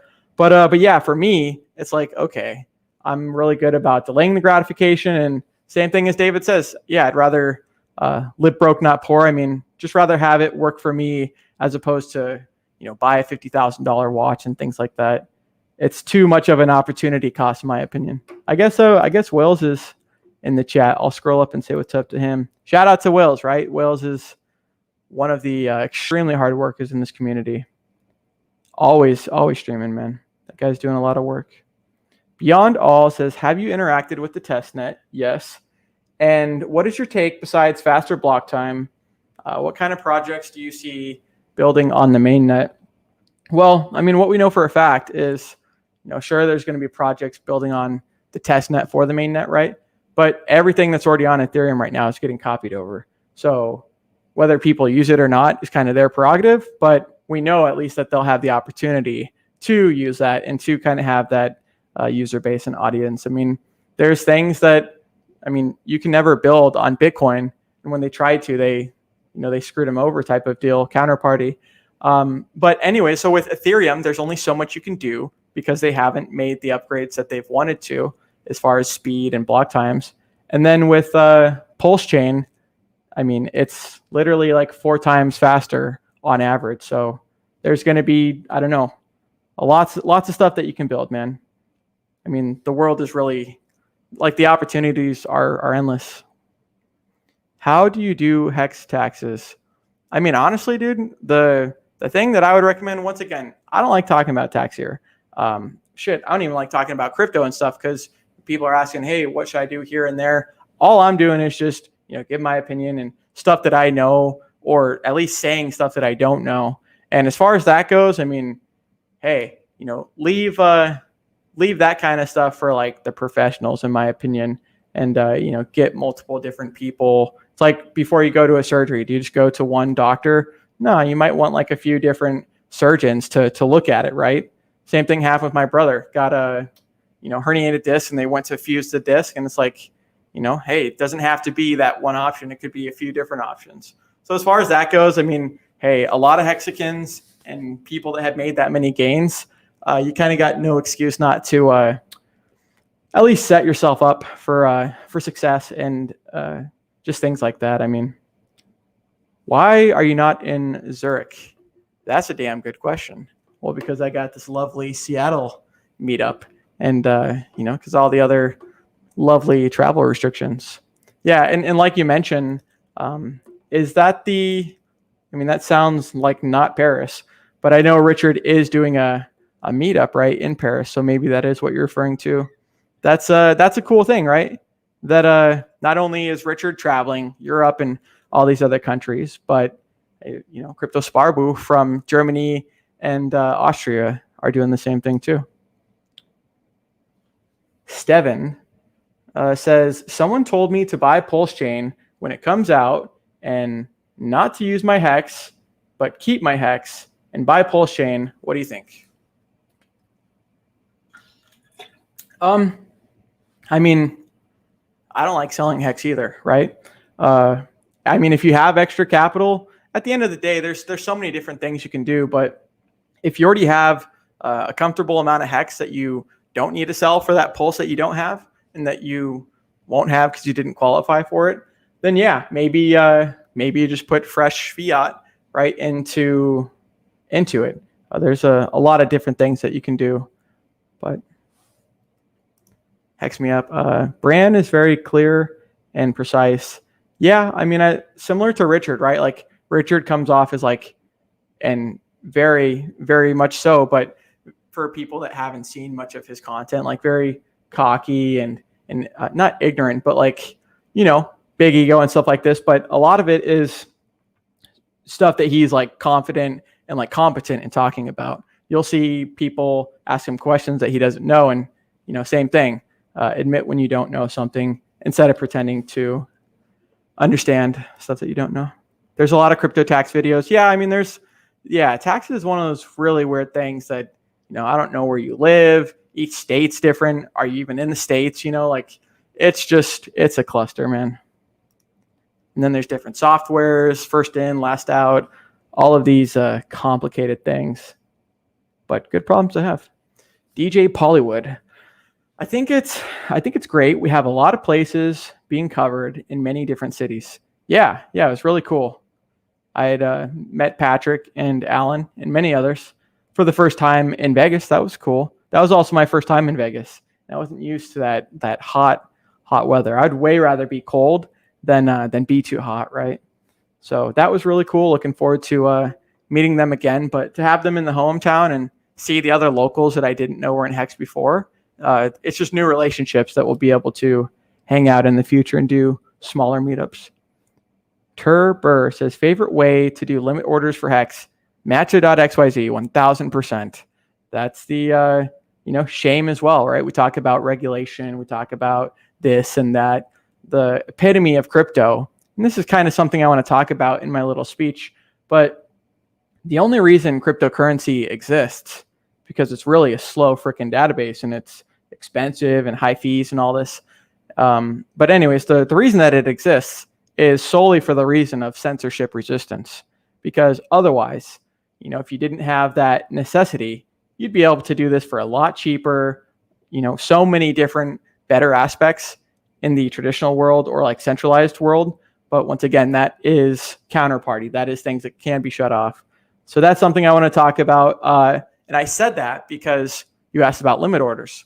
Well, something with 1inch.io is now not allowing Americans and those in the States to what's up with that? Honestly, I don't know what is up with that, but what I do know is things like Uniswap are similar to Hex. It's like the only two products in crypto right now that don't have admin keys are Hex and Uniswap. So everything else as DeFi has this, that's possibly capable of having these issues. Yeah. So matcha.xyz is what I've used. I've had a lot of success with it. You can do limit orders. You can do a lot of different stuff with it. So you can do market orders as well. So what's up with that? Yeah. And then same thing too. Like people are like, oh, I'll just get around the system. I got a VPN. Everyone's got a VPN nowadays. But if they detect that you have the VPN, which is very easy, a lot of them say they don't share the logs. They do. They always keep the data. Anyways, if they detect it, I'm pretty sure there can be like legal action that, because now if you're serving America, it's the reason that Richard is getting the exchange in Europe, not America, is that just the laws, regulations, stuff like that are a lot more complicated. So they don't want to be serving American customers anymore, not because they don't want to, but because of other reasons that make their normal operations just harder than serving the other people. Is Hex on Polygon right now? Matic. I believe it is. Yeah, I believe it is. But just as Richard has said, right, similar to the Matic network and things like that, it's a, it's like an abstract layer. Like it's not actually yours type of deal until you realize it. So it's, if you do interact with it, then yeah, you better, you just pull it off, right? It's like interacting with the online exchange. You want to remove that as quickly as possible so they don't gatekeep and shut you down. And this is actually really cool. So Brandon from Rags to Riches, him, myself, and Justice Hill, a running back for Baltimore Ravens. He, we did a little video Zoom call, And even though I wasn't in the actual video, something was like not registering. Got to, do a video with him. So that was pretty cool. Spoke with him for about 30 minutes. I said that because I see him in the chat. And how cool is it, right? We're really becoming viral. We're really going from that pre-viral to virality. More people are noticing it, are hearing about it, and then, bigger names, Kiyosaki, like billionaires and musicians, things like that. So now we got running backs. We've got Motley Investor had someone that was like a pro soccer player from like South Africa, I believe. So that's really cool. He says, you guys need to roll through Baltimore.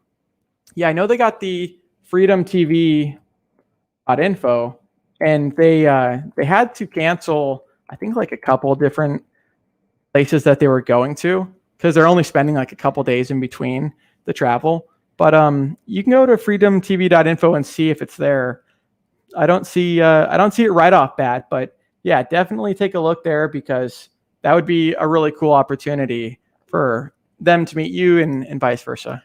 All right, let's see what else we got for the, and that's what I'll say actually real quick is, so when I was talking to him, I mean, yeah, a lot of people, whatever profession it is, even though you're passionate about football, like, do you want to be doing that the rest of your life? Like, no, you probably would rather be able to still make a whole bunch of wealth, and even more so without, some of those sacrifices. So it's cool to see a lot of like, even like one of the Seahawks players started getting their acceptance just in Bitcoin, but people are definitely coming around to crypto, and it only took like 12 years, right, for it not to be taboo and for it to be like mainstream. So same thing with the internet, that you had a lot of early adopters, and then now it's like, okay, who the hell isn't using it? So Hyper 1 inch has better market orders than Uniswap at Matcha. It's such a bummer that they blocked the USA. Can you still get good orders on Matcha? I mean, I don't know what you mean by like good orders, but like limit orders are literally free. They're like free to set. The only time that you'd pay is if, what was I going to say? If you try and cancel it, right? Because even though you're placing it and it's free to do a limit order buy, limit order sell, if you're canceling that's going to be like the on-chain transaction that normally the other person would have paid for. So Matcha is what I've used a lot. I actually never really liked 1 inch. It wasn't really working well for me. Thanks for going live. When $1. When $1. What? Pulse? Hex? EHEX? You got to specify. New hex addresses per day increasing is so big. Yeah, I believe apphex.win just updated one of their charts. It's either that or one of the whale bots, but we can take a look at it. Gerardo has actually got some really, we'll actually go to Gerardo's site. Gerardo's got some really good stats on it as well, as far as, hey, new wallets that are staking, things like this. I'll look for it in just a second here, because once again, it goes to show you it's happening, right? Whether people want to accept the reality or not, there's more people staking. There's bigger money staking out for longer. They're treating it how it was designed, and we only see that average stake length continue to go up over time, which is once again really bullish. So yeah, we're going to go to lookingahex.com. Shout out to Gerardo. He's a chart wizard, math wizard, and it actually even says here on the top right here, or at least part of his website says kind of his experience. I think it was like, yeah, he's just got a lot of good experience. That's like, oh, no wonder, you're very good at this, because obviously it takes a lot of work, but he's able to bust it out pretty good. So new hex holders per day. This is what I wanted to look at, and that Axis Alive, he actually kind of commentated on. So this is the time. That's the new hex holders per day. But same thing with like trends, right? Just like the green channels were on the price chart, you can see that, clearly we've kind of had like a bottoming on the hex holders. I mean, there was 57 that one day, and now we're at like 377. So we're definitely increasing in all the different areas. And then, so yeah, that's cool. Like new hex holders, that's probably like maybe liquid, but the stakers is even more bullish. And once again, that looks like the T-share chart almost, where people are starting to realize, hey, this actually is kind of like the main incentive for holding it. So this is cool too.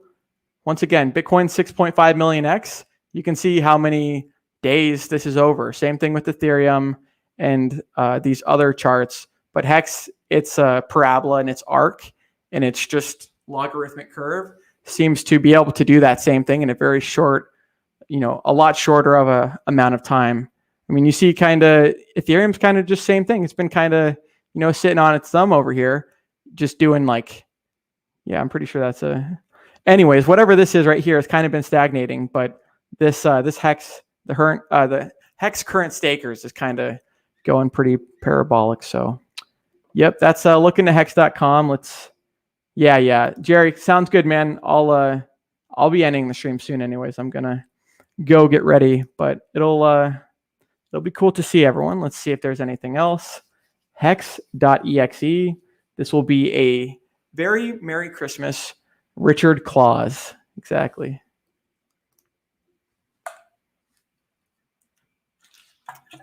So Manny says, Richard's Hexchange, own Hex, and the trades are without fees would be awesome. Richard had mentioned when Funding Jim had asked him that I guess Peter Thiel, he's like setting up a centralized exchange, a CEX, but somehow it's going to have like an automated market maker like system or something like that built into it.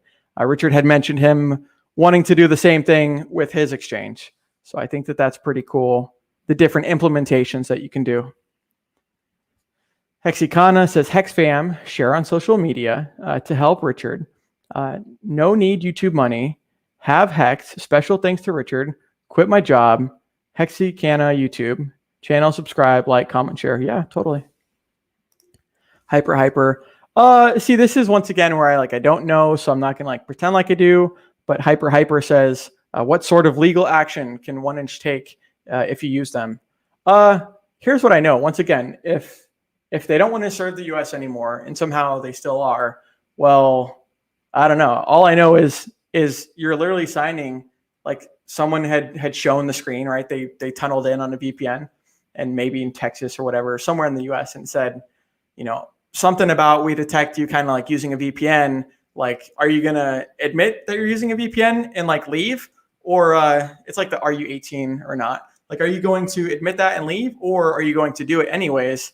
And I don't know. I don't know what they could do, but all I know is that's kind of what I've heard, is that there could be, some action maybe taken against it. So why even put yourself through that what if risk? I'll just use the other limit order, exchange. Where will it be trade at Pulsecoin? So there's going to be bridges from, as soon as that bridge kicks in, you're going to be able to transfer all of the value and things like this, offload onto Ethereum, ERC20s and stable coins. So that'll automatically kind of have a major value for everything that's on Pulse. But then same thing, it's going to have everything that Ethereum network has currently. So Uniswap, that's going to be there as well. And they're going to have front ends for that. So pretty much everything that you can do now to get other ERC20s, it shouldn't be that much more complicated for just the different network. Axis Alive, sick ass Hexican. Thank you, brother. Yeah, he's really cool. Met him in Vegas. And that guy is really genuine. A lot of the people here are genuine. I've not met one person where it's this person gives me a really bad vibe. All of it's legitimate, and yeah, it's cool to see the honesty, because in a not only a world but a crypto space of rife with scammers and Ponzi's and dishonesty, we've got people like Richard, kind of that shining it's the candelabra, the light beacon. So the shining city on a hill. Don't pick up pennies in front of freight trains with the 1inch stuff. Yeah, I mean, same thing with Celsius, right? Or this might get some people, because I know a lot of people are kind of in lots of different things. But the SEC, I mean, crypto itself has been very wild west for the longest time. But it seems now, even with Coinbase had a similar to a Celsius type of deal, a lending and loaning and interest and stuff like this. And the SEC was like, no, like you're not doing this type of deal. I didn't follow too much after that, but I know that they mention things like Celsius and stuff like that too. I mean, if you, at the end of the day, like sure, with Celsius, right, you're earning some sort of interest. I forget whether it's like weekly or daily, things like that. But at the behest of not having your coins and, kind of expecting that future result, just what it comes down to is it's a possibility of an attack vector of you not having it. So if you actually have physical possession of your coins, whether that's your seed phrase or hardware wallet, then, you kind of just eliminate some of those options from being a possibility. It all is just part of the game, right? What is your risk tolerance? Why are you doing that? Is that actually better, even though it's, higher risk? Maybe not. Common Jerry, we enjoying the stream brand. Awesome. Monica Newbill. I feel like I recognize that name. But anyways, yeah, shout out to her. It's cool to see a lot of the, once again, a lot of the people coming into the community. We got people all around the world, people from like Africa and Kenya messaging me saying that they're Hexicans. How cool is that? Richard had a hex change. Nice. Javier Lowe, if I want to convert my Ethereum hex to hex, I have to unstake my Ethereum hex. Yeah. I mean, if you didn't have, and yeah, that's the caveat, is if you didn't have any other, fiat that was not the hex that was staked. Yeah, I mean, because everything's going to be copied over. So if you don't have any liquid hex, then yes. But the thing is, I mean, if you already have hex staked, that's great. You're earning interest. You're literally holding a money printer until the time that you chose it to end, which you need to manually end that. But, why end stake it when you're going to have that copy on the blockchain, on the other blockchain? So, just wait out the stake. I would wait out the stake. And then guess what? Now you're not screwing yourself in penalties and fees. And now when that stake ends, you have your full amount of interest and you've got the copy on the Pulse network. Once again, another reason why, you shouldn't just do all of one thing. I'm definitely a fan of diversifying those stakes, right? And getting a structure, a ladder, stuff like this. Us OGs have had to learn. Some people literally did daily stakes. And then guess what? That was when fees were maybe $1 at most. But now, okay, when they're 100, 150, whatever the gas fee is at the time, well, now you realize maybe that wasn't the most optimal. So the thing that people can learn that are coming in now that you have as a resource is not only all of this history, this data, but learning from our mistakes, watching our old streams and seeing like, oh, this is a relic, so much has advanced since then. But yeah, you have the opportunity and the tools to really start off at a better advantage than most people that got in early and made those expensive mistakes. Would unstake fees for Ethereum Hex become lower once and if Ethereum 2.0 was released? In theory, yeah. I mean, the Ethereum 2.0, the proof of work to proof of stake, which is what that main change is designed to make the fees lower. It's once again changing that algorithm from physical to digital, proof of stake. And yeah, it's supposed to be more scalable as well. I held 1 inch, hoping it would become half as much as the Uniswap tokens because I honestly thought they had a better product, but I got wrecked. Yeah. I mean, it's all part of the game and the risk. I know there's, like you mentioned, that could have been like a swing or a miss. I know there's been people that I've got a few, but only a few. I know there's some people that have gotten like hundreds of MetaMask wallets for like a potential future MetaMask airdrop. But same thing. It's a what if. It's like the person that said the what if about the Quattro Cinco stake, and they end up, living that long. And now it's like, okay, what then?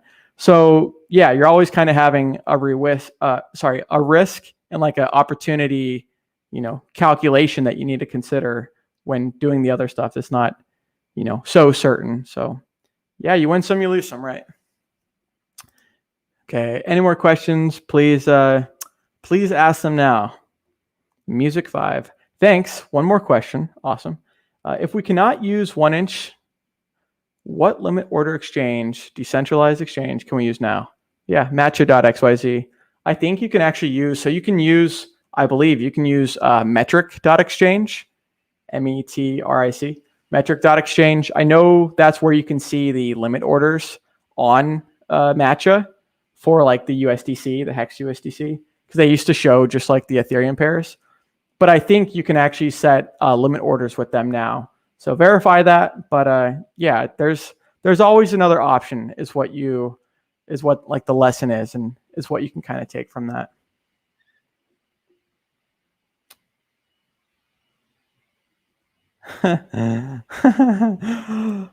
Gaddafi 1000. Nice name. Are those clouds? And yeah, it's a cloudy ass day, like you mentioned. Are those clouds affecting your exposure? Or is your mom, you must be from like UK or something, is your mom outside doing the washing?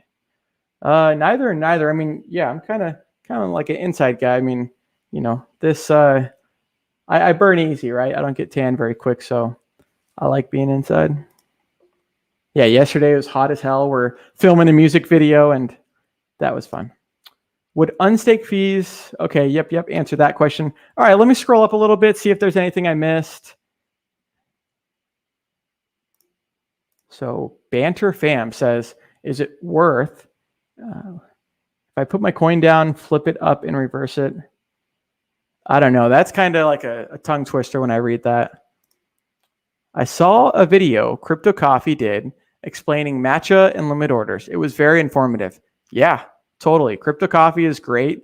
He does amazing work. Him, Hodl Dog. I mean, everyone here in the community has their own contribution. Even, I said it in the other video. A lot of this is not new information. It's really not. And sometimes it's just a different perspective of the same information being presented, just in a little bit different way that gets it through. When I was learning math, like there was like the main math, and then there's like a couple different other ways. And for me, it was like not the main version. It was, hey, there's other ways that you can do the same answer and calculation.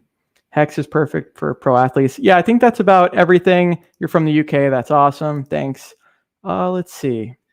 Yeah, we'll see if there's any other last minute questions. But once again, we've got the Seattle meetup in, let's see, 15 in about like 75 minutes at 3 o'clock Pacific Standard Time. Looking forward to seeing everyone, right? I will, now that I've mentioned it, we'll be doing maybe a couple minute spiel just on the power of cryptocurrency. A lot of people, they're still stuck in old paradigms. We talk about fax machine maximalist as an analogy for the Bitcoiners. You still got people that are literally balancing their own ledger and carrying a checkbook around everywhere they go. And that's cool. But we've also got other technology that can just make that experience a lot easier. So with crypto, people think that it was a tulip bubble, that Bitcoin did 6.5 million X, but each time that it had the bubble and popped and retraced 85%, it went back up and made a new one. So that doesn't seem like a tulip bubble because they never recovered. It seems like a world-changing innovation, but that's also a decade old. So now Hex and Pulse Chain, they're kind of like the new world-changing innovations of today's day and age. Okay, so what else we got? Yeah, Melby Tony, thank you. You're always posting the price updates, and yeah, 42 cents. I mean, we're definitely doing well. The cool thing about Hex is, even if there's like a price dip, what does it matter to you if you're not selling, right? They're all just paper anyways until you actually realize it. It's the same reason why I feel that people that check the Staker app all the time, it's like you're giving yourself an addiction for something that's not even really gratifying until you actually realize it. Once a stake ends, there are two options to unstake. What happens if we choose good accounting? I'll tell you in just 1 second.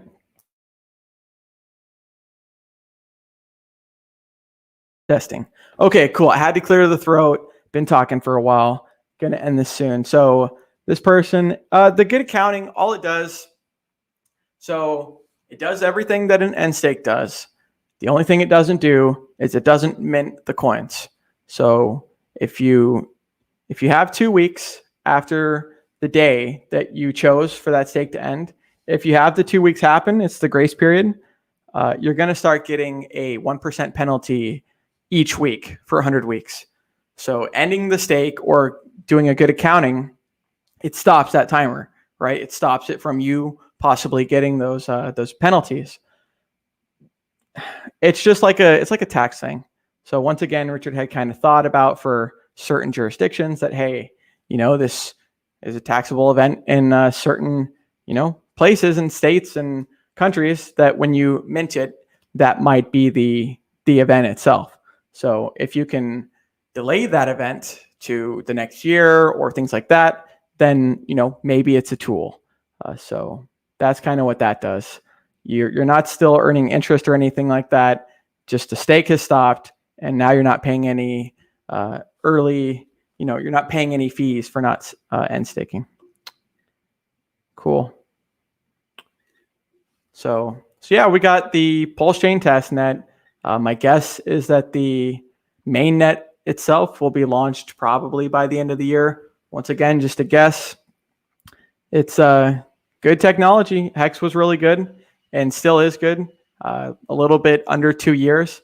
And now we've got something else that's going to make it a lot better and going to continue spreading the virality. So definitely take advantage of the opportunity that's in front of you now. So, and I don't even think I saw Whales in here. I need to keep scrolling, but shout out to him. He's, once again, really good worker and genuine guy.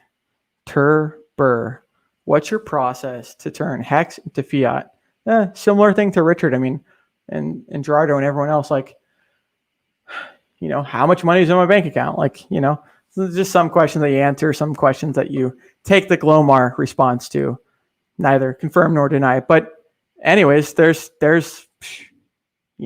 they got the on ramps and the off ramps pretty much is where the main threshold is kind of gate kept at, right? And where you go from the old system to the new system. So there doesn't seem to be much to do that in a completely decentralized manner that isn't going to incur some sort of fee, things like that. So I guess I did miss a question. Maybe another 5 minutes. Go ahead and says, with the copies of our stakes, how long do you think parity will take? Also buying, p-hex. So buying Hex, which is now p-hex. So also buying Hex at launch, a good strategy. So buying Hex on Pulse Chain at launch. I mean, if you have Hex right now, that's already going to get copied over. I don't know why you would wait for that copy to happen and then buy. It seems that it would make sense to do the 2-for-1 and then maybe convert, the e-hex if you had wanted to the p-hex. But that's just me. How long do I think parity will take? I don't know. It just depends what the whales want to do. As Big Pep said, I mean, even the squids are doing pretty good as far as kind of being able to make some waves in the hex market, and dolphins too and stuff. And the sharks are cool too. But at the end of the day, it is those whales. It is that God whale, the Genesis whale that did the 10,000 ETH market buy that kind of set that precedent for where Hex was going and not going back down to the previous low. So just depends what the market consensus is. But, generally with a faster, better, cheaper technology, that's probably going to get more adoption. And then, eHex will probably just, keep paying a great interest, but, probably just go out to the longer stakes and the people that can delay that gratification more. Because we saw like a $4 million stake for 5,555 days. So those aren't becoming rare anymore. They're becoming more of a frequency. And Dustin said, Duhawk said, hey, the bottom is in. So any release for the Netflix documentary, I have no idea. I know Kinetics, RG3, and Big Kurkowski, from what they've said. Haven't even talked to them about it, but they're the ones that are kind of, working with those documentary people. So shout out to them. It's like the highest of stakes. And that's a really good sizzle reel. I guess it's not a trailer. It's a sizzle reel because they don't have enough footage for the trailer. But either way, it's happening. And I guess instead of 3 people, there's like 4 people now that can actually qualify for that meetup. So good for all those people that do get to see that premiere, because that's pretty cool. Jerry Oaksmith, don't stream too long. Yeah, dude, I'm literally like 10 minutes away. We'll wrap it up in like 2 minutes here. Just want to see if there's any last minute questions, and then gonna prepare like a couple minute speech on, not rambling too long, but being concise for the audience. And I look forward to meeting you, Jerry. So that'll be cool. Oh yeah, Jerry. I hung out with you yesterday. Yeah, dude, you got a good personality, man. Very funny. The driver's side is on the right side, correct? So yeah, that was the answer on the testnet there. You smoking hash coin? I didn't even know that there was a hash coin. Doesn't surprise me though. Oh, yeah, okay. Okay, cool. So he does it with heart and passion. Okay. Cool. Okay, so yeah, that's pretty much all those questions there. Do I think buying PHEX at launch is a good strategy or a bad move? I mean, if you can already get it now for just getting EHEX, doesn't hurt to get 2 for the price of 1 and then convert over to HEX, which is what it sounds like you want to do. When do you think the gatekeeping will stop? Honestly, it's a good question. People are gatekeeping themselves into irrelevance.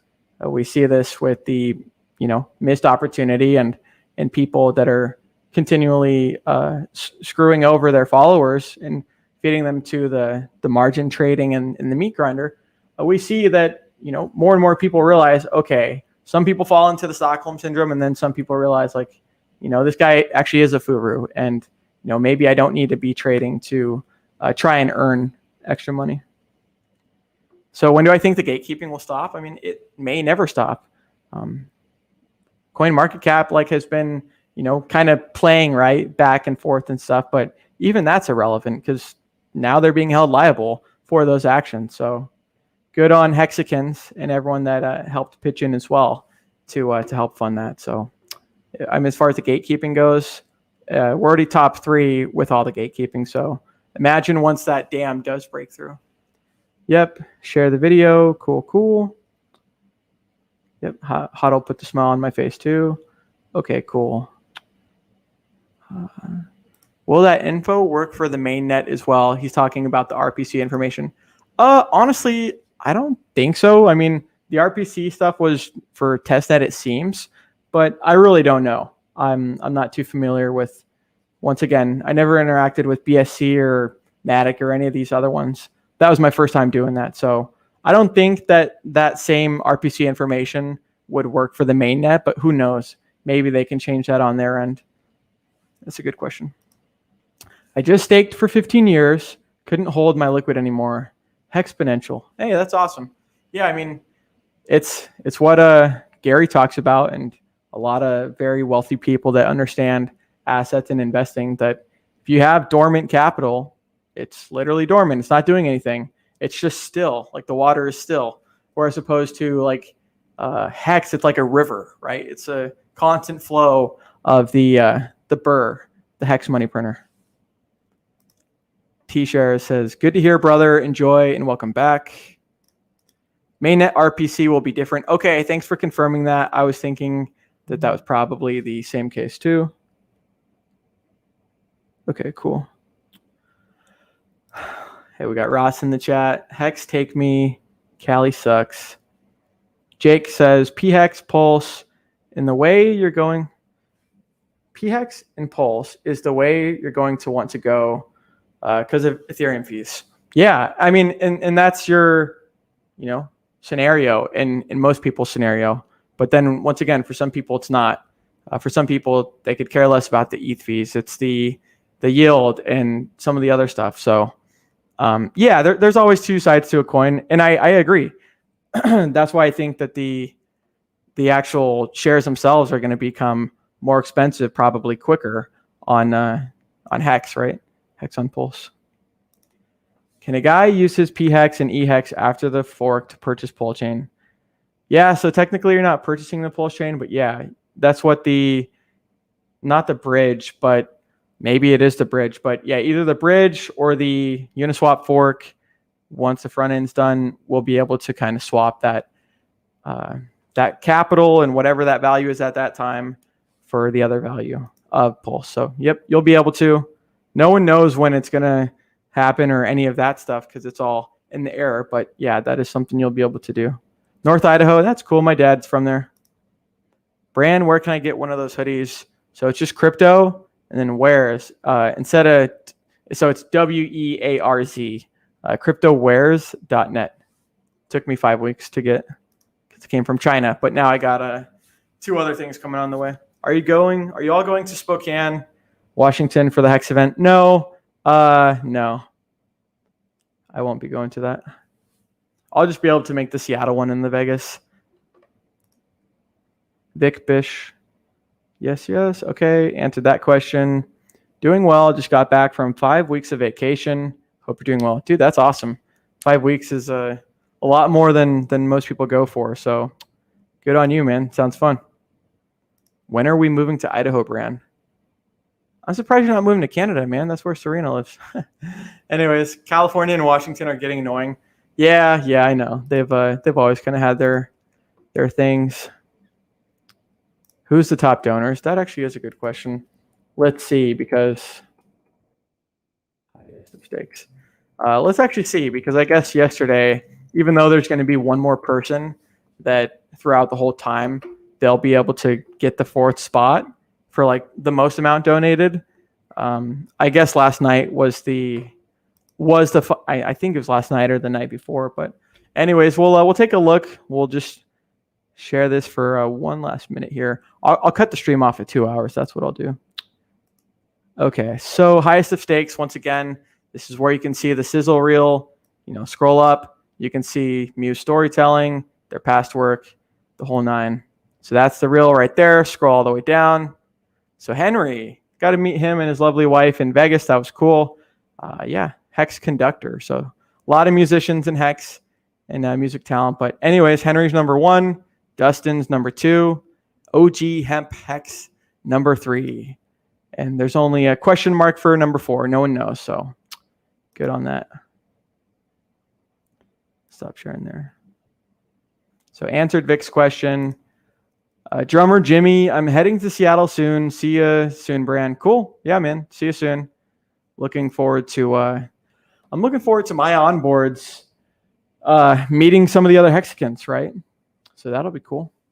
Familiarize yourself with the wealthiest people in the world, right?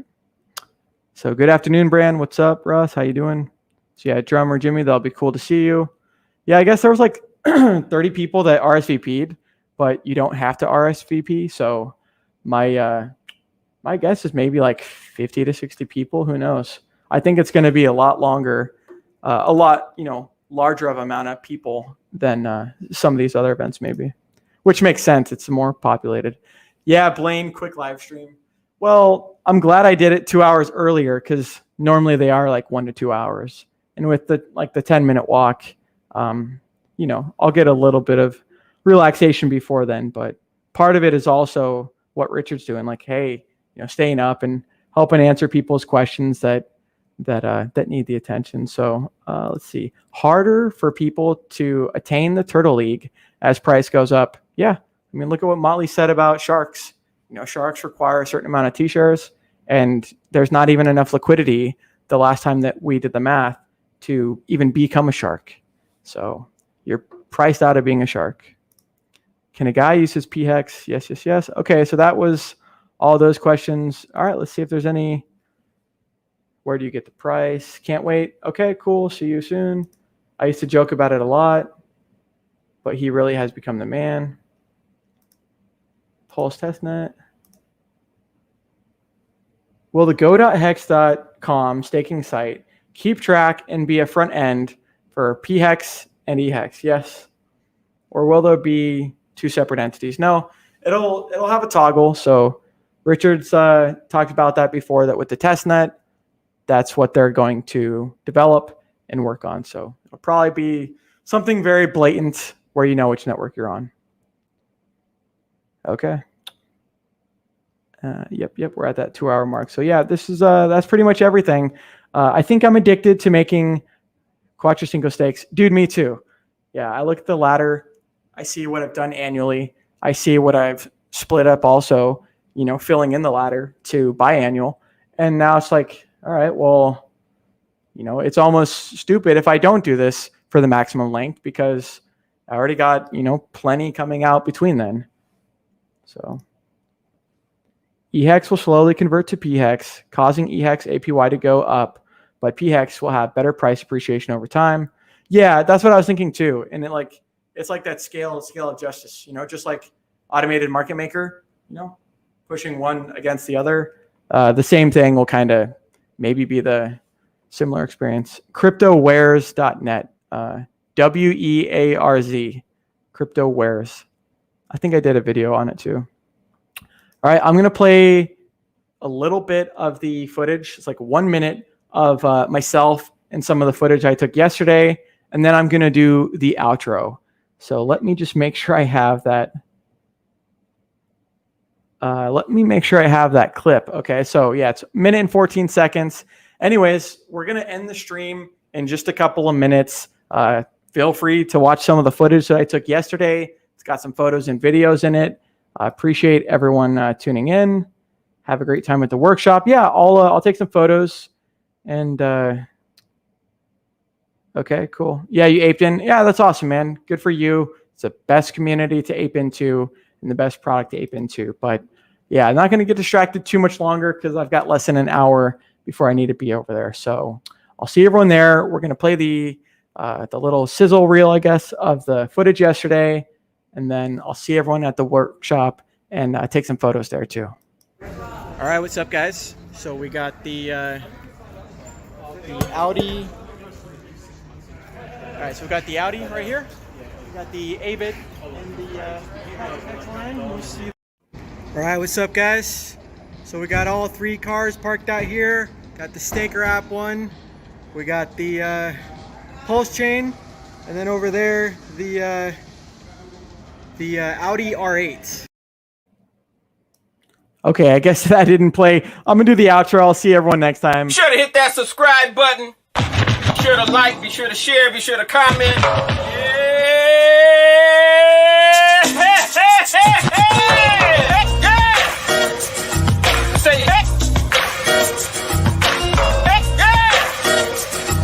Say hey. Say hey.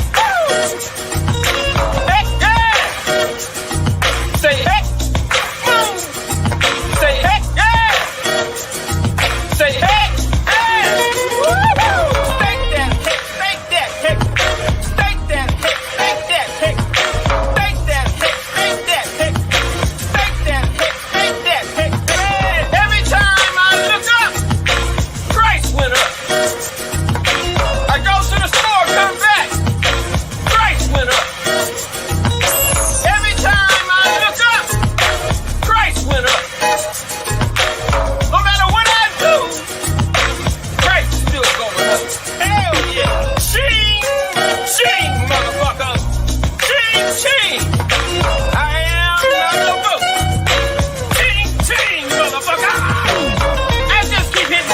Motherfucking jackpot.